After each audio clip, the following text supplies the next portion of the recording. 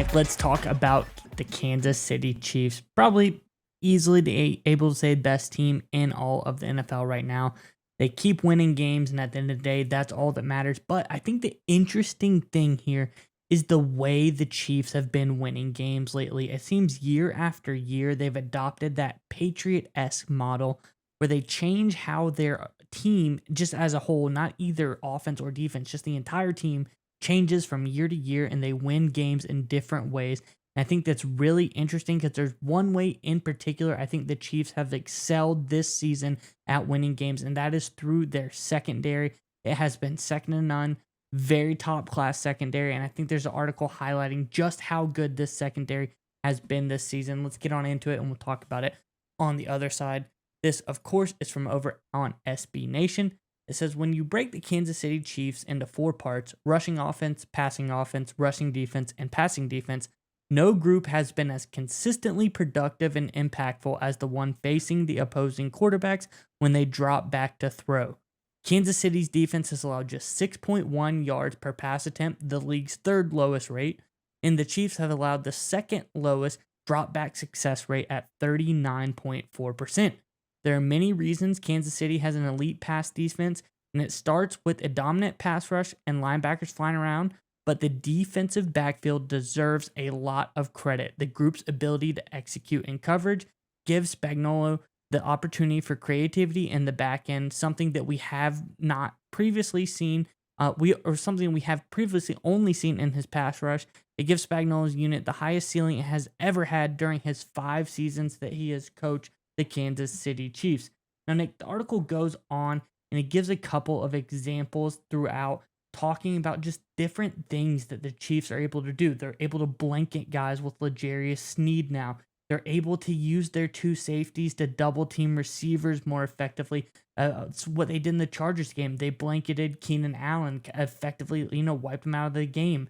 They do things like this. They're able to be more creative in the secondary. And that is exactly what I think the key here is now that the Chiefs have kind of rebuilt this entire secondary, gone through a youth revival of sorts, this secondary is playing at a very high level and is allowing them to do things on defense, like Spagnuolo said, he hasn't been able to do in all of his years being the Chiefs defensive coordinator. This has been very, very interesting, and I like the Chiefs winning this way. I think one of the prime gems that they picked up was Trent McDuffie last year. This guy's playing phenomenal, out of his mind. Probably flutters around the number 1 to number 5 in PFF as the highest rated corner in all of NFL right now. This team looks very, very good, Nick, and I think this is the first time we've seen a Chiefs secondary be this impactful. I want to know what your thoughts are on this, but before we get into that, Chiefs fans, very, very big week. Going up against divisional rival, the Broncos. Always a tough game. The Broncos have been frisky lately, so I want to know in the comment section below, what do you think the score of the Chiefs versus Broncos game will be in the comment section below? But Nick, what do you think about this Chiefs secondary, and how do you think it's affecting them and their chances potentially at postseason success? Well, we know their chances are high. There's really no question there, right? Obviously, with Patrick Mahomes and, of course, with Kelsey and Andy Reid behind the offense, we know this team is going to get a lot of postseason success. That's a given. But the surprising thing with Kansas City is the way they've pulled off one of the more interesting moves, and you brought it up there, in terms of rebuilding their defensive secondary through a youth movement. And they've done it so quickly with very limited capital. They only have 1 first rounder. That's McDuffie, who's played out of his mind. But if you look at the other teams that are ranked right around the Kansas City Chiefs secondary right now, specifically the Baltimore Ravens and the Cleveland Browns, both of those 2 AFC North teams invested a lot in terms of salary cap dollars and in terms of draft capital to boost up their secondaries to get to that rating. Of course, the Baltimore Ravens spent a lot of money on Marcus Williams, the safety. They used multiple first-round draft picks, most recently like Kyle Hamilton, the other safety from the University of Notre Dame, to kind of bolster their secondary. They're actually a team very well known for doling out dollars for corners and defensive backs throughout the past decade or so under Harbaugh. So they're a team that invests a lot of capital in the secondary, which is usually pretty smart. The Cleveland Browns, very similar. They use a lot of their draft picks and then pay these guys big money. Great example of this is the corner, Denzel Ward, who obviously is a good football player, was a first-round draft pick. They now play him big money. Their other defensive back, Newsome, again, a lot of capital pulled into the Cleveland Browns secondary. If you look at the Kansas City Chiefs, they're a bare bones in terms of investment unit. Their production versus their capital invested is second to none among every NFL team involving the secondary. Right now, their highest cap hit of anybody in defensive backfield is Justin Reed. He's not even in the top 12 in terms of yearly cap hit among all safeties in the NFL. That's their most expensive defensive back. That is absolutely ridiculous.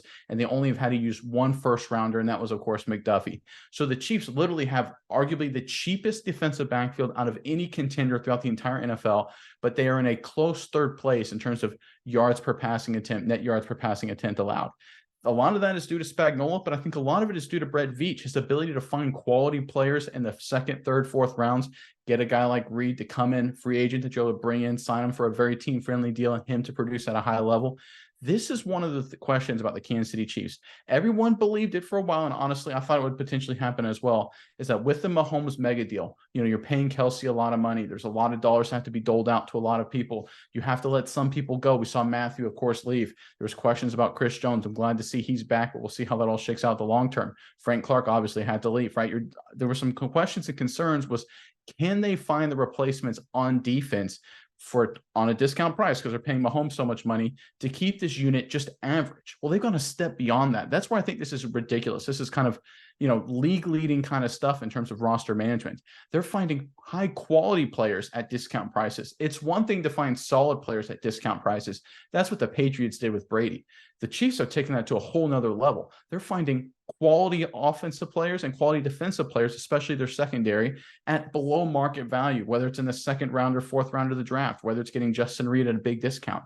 This is why the Chiefs are so scary, because as much as this offense at times for Kansas City this season has looked kind of stagnant, the way they've structured their whole team is that they're good enough to beat you a bunch of different ways. And I think a lot of credit is due to Spagnuolo and a lot of credit is due to Veach for the way they've built the secondary and the way they built it, to your point, so quickly.